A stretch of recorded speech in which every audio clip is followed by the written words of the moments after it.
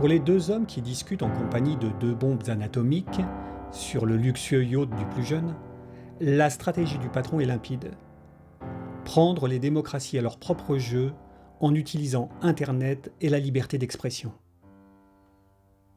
La démocratie est prise au piège. Si elle censure, ou pire, restreint les droits des électeurs, elle devient despotisme.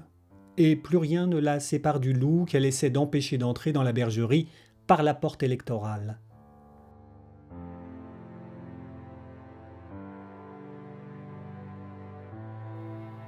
Nastia Rybka s'applique à jouer la blonde et filme les beautés du fjord, et puis le bateau.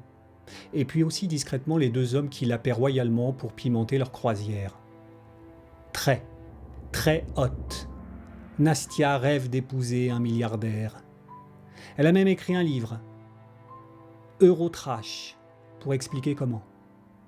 Son proxénète, Alexandre Kirillov, se verrait bien devenir président de Russie. Comme Poutine, il utilise les charmes féminins pour arriver à ses fins et fournit des professionnels aux compromats du FSB. Pauvre Kirillov, qui aurait mieux fait de s'en contenter au lieu de chercher à monnayer les conversations enregistrées par Nastia. Cela leur aurait évité de moisir dans une prison thaï.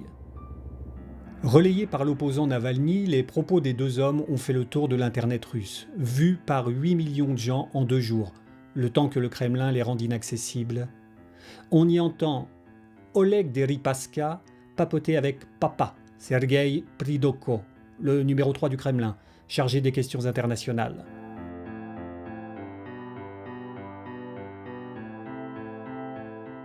Homme de l'ombre, inamovible depuis 20 ans, Papa a dû être remercié après le scandale. Son hôte, Deripaska, est un oligarque. Il a fait fortune avec Poutine, vendant à l'Ouest les matières premières achetées 10 fois moins cher en Russie. Ce qui n'a pas empêché Poutine de le ridiculiser devant les caméras pour montrer qui était le patron et que lui, Poutine, servait les intérêts du petit peuple. De fait, Poutine investit ses gains en politique tandis que Deripaska modernise les usines achetées une bouchée de pain aux ouvriers avec de l'argent emprunté.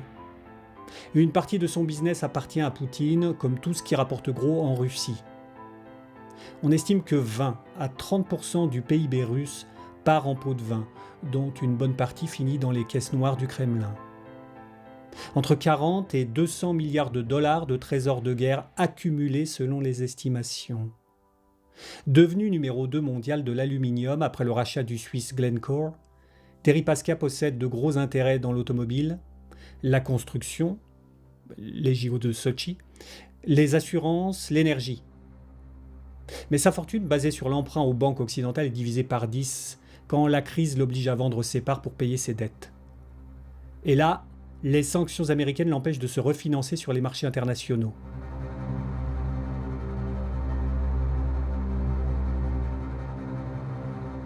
Oleg et Papa se vengent avec le Brexit, enfonçant tous les records de financement des campagnes électorales britanniques. Ils contournent les limites légales par des paiements à Chypre et multiplient artificiellement les partis bénéficiaires. Un succès qu'ils fêtent justement ce jour-là sur le yacht. Il parle aussi de l'élection présidentielle américaine qui bat son plein. Hillary ne doit gagner à aucun prix. Et Papa aimerait bien retourner Victoria Nuland, la très anti-Poutine numéro 2 du département d'État US. Deripaska sait que ce sera difficile. Trivial, il raconte la très mauvaise expérience vécue par Nuland sur un baleinier russe à 20 ans. Les comptes personnels à régler, ça rend les choses plus compliquées pour un agent d'influence comme Deripaska, qui écoute les instructions et les infos transmises par Papa. Paul Manafort est sur la sellette. Le peu discret directeur de campagne de Trump a laissé des traces et Papa s'attend à ce que les services secrets ukrainiens les sortent.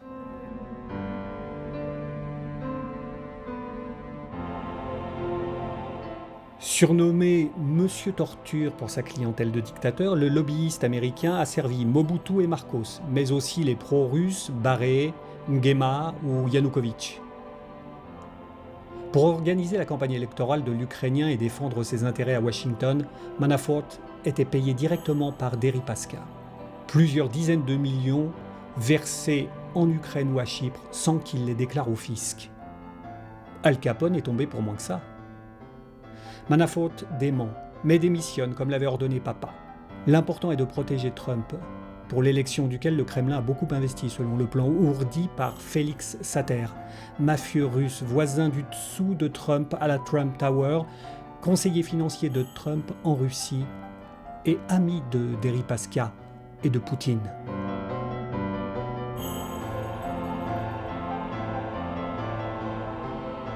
C'est peu dire que l'intégralité des enregistrements de Nastia intéresse le FBI et le procureur Mueller, qui enquêtent sur les liens de Trump et Poutine, qui eux préféreraient les voir disparaître. Rybka dit être tombé dans un piège des services russes, et les Américains n'ont pas le droit de la voir dans sa prison.